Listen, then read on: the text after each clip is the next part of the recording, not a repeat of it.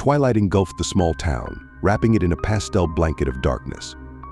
A little boy named Tommy was left alone at home, as his parents decided to go on vacation for a few days. For the 10-year-old boy, it was unusual, but he was old enough to take care of himself. Only one thing worried him: the old store across from his house, which was considered cursed.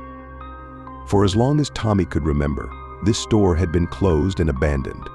Legend had it that terrible things happened there, and the locals never passed by its doors. But judging by the dim light in the windows, the store was open today. Overwhelmed by curiosity, Tommy decided to go on a reconnaissance mission. He crossed the street and cautiously opened the door to the store. Before him lay an old and gloomy room, filled with dust and cobwebs. Tommy made his way through the aisles of the store, his steps echoing in the emptiness. Suddenly, he heard muffled voices in the distance. Curiosity fought with fear in his heart, but in the end, curiosity won. He navigated through the old shelves and doors until he discovered the source of the sounds. When he peeked into the room, his heart skipped a beat. 3 dark figures sat around a table, their faces shrouded in shadows. They whispered something indistinct, their voices filling the room with cold and menace. Little Tommy held his breath, trying to understand what was happening. Meanwhile, a downpour began outside. Thunder and lightning tore through the night sky, creating an atmosphere filled with an incomprehensible energy. Everything around became even more frightening and unreal. Tommy stared intently at the dark figures when suddenly one of them turned around and looked in his direction.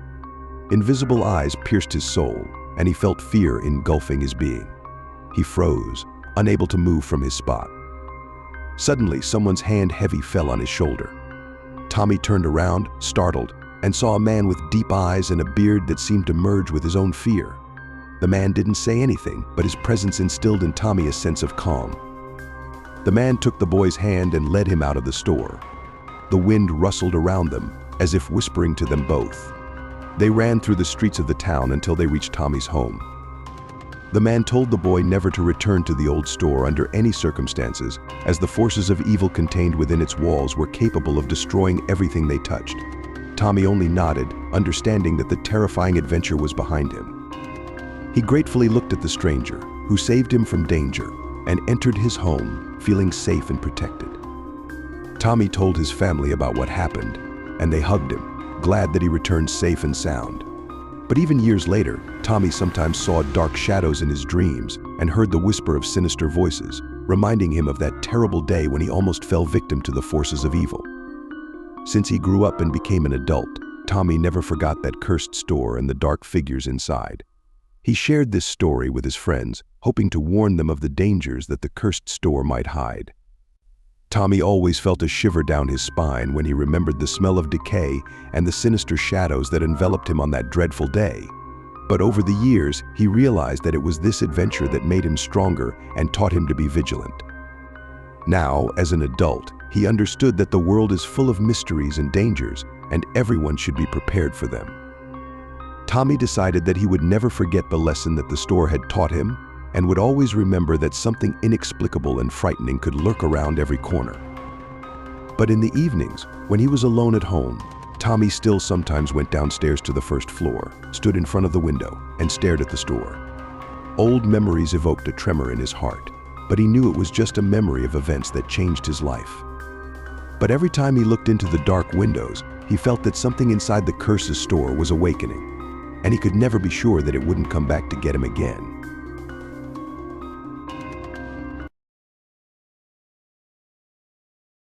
A few years later, Tommy grew up and became an adult young man. He moved from a small town, trying to start a new life in a big metropolis. But the past always remained with him, like a dark ghost that constantly haunted him. One day, returning home after a long day at work, Tommy was passing by a local antique shop. He froze, noticing that the storefront was filled with strange artifacts and antique objects. Something inside the store made his heart freeze, as if a familiar ghost from the past came back again. Boldly crossing the threshold, he found himself inside, surrounded by the smell of antiquity and dust. As he inspected the artifact shelves, his eyes fell on an old book with crumpled covers and shabby pages. He picked up the book and opened it, feeling how strange magnetism attracts him to this subject. The pages of the book were covered with ancient runes and symbols, but one page caught his attention.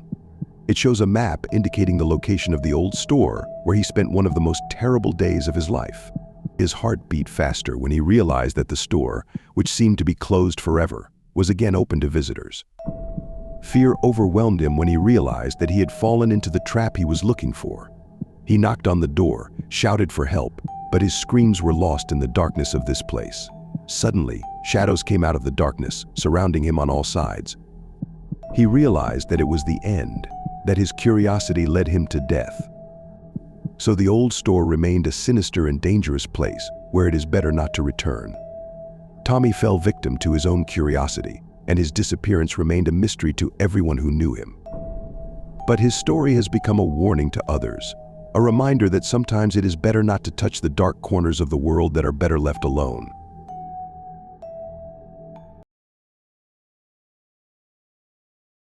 Finally, one day, Mom and Dad had to go to the country house for a day, and possibly even more. Dad could have gone alone, but he needed help. They left me at home because of the abundance of homework. So they reminded me of all the safety rules, left a full fridge of food, strictly ordered to do all the homework, promised to check it, and forbade me from going to bed too late. But of course, I immediately excluded the last point because when you have a computer with internet connection at your fingertips, it would be a sin not to enjoy it. So early in the morning, my parents left, and as soon as I came back from school, I anticipated a great day. And of course, I couldn't forget about the night. Strange as it may seem for my temperament, I did all the homework. Fortunately, they were easy, and then went to bed early to avoid falling asleep on my feet. In my sleep, I heard some muffled blows, as if they were coming from somewhere in my apartment, but being in a sleepy state, I didn't pay any attention to it, and I forgot about it very quickly. I woke up around 6 in the evening, ate, and finally sat down at the computer. I'm not a fan of the social network VKontakte, so most of the time I just watched movies and played. Gradually, the time approached 10 p.m., then 12, and finally 3:30 a.m. I decided that was enough for today and decided to go to bed. I turned off the computer, brushed my teeth, and finally faced the scariest part, walking to bed in complete darkness. Previously, I had a lot of problems with this, if you consider fear the main problem. Darkness affects most people in such a way. So I finally covered myself with my blanket, got comfortable, and stretched out. There was a feeling of satisfaction that I finally managed to sit at the computer properly. And I lay there, feeling so happy for about 10 to 15 minutes, so much so that even my eyes got used to the darkness. Then, for the first time, I closed my eyes, yawned sweetly, and fell asleep. However, just for a few minutes, through a thin veil of sleep, I heard a terrible crash. It was similar to what I had heard in my dream, but 5 times louder and stronger. I felt as if I had been splashed with water. I dried myself, opened my eyes. However, that was the only thing I could do. A wave of dumb fear washed over me. When the only thing you can do is lie with your eyes open, fully aware, and not move. The sound was coming from the kitchen. And what could create such a crash besides dishes? Something else fell, and from each sound of the dishes, it felt like needles were stabbing me in the back. I collapsed from fear. So I lay there for 30 to 40 minutes, not blinking once, lying with my face to the wall, closing my eyes. It got even worse. At first I thought it was all over, but then I heard some jumps, or rather loud footsteps. Something brazenly jumped around my kitchen, throwing everything in its path. Then a giant leap, and it was in my hallway, just 2 steps from my room. I'd better not have gone to bed and turned off the light. It flew itself, and suddenly another wave of shock and fear hit me. I could feel it standing at the threshold of my room and looking at me. It was already the brain alerting me to this. There was no need to guess at that moment.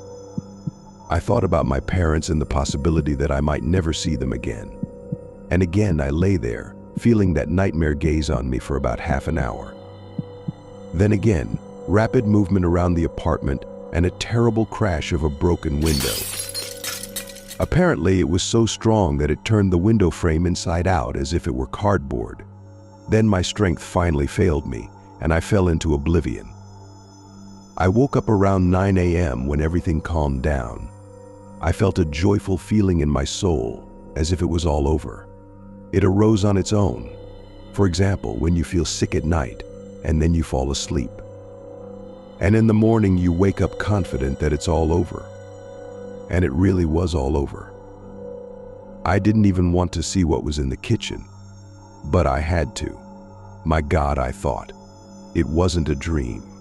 All the dishes were scattered around the kitchen, and it seemed that 95% of it was broken, and the window. Well, what can I say? There was a square hole in place of the window, as if there had never been any windows there before. Out of curiosity, I looked down and saw that our window was lying safely on the asphalt. Or rather, on our neighbor's car, with whom we often quarreled. Nothing, I thought. It wasn't a dream.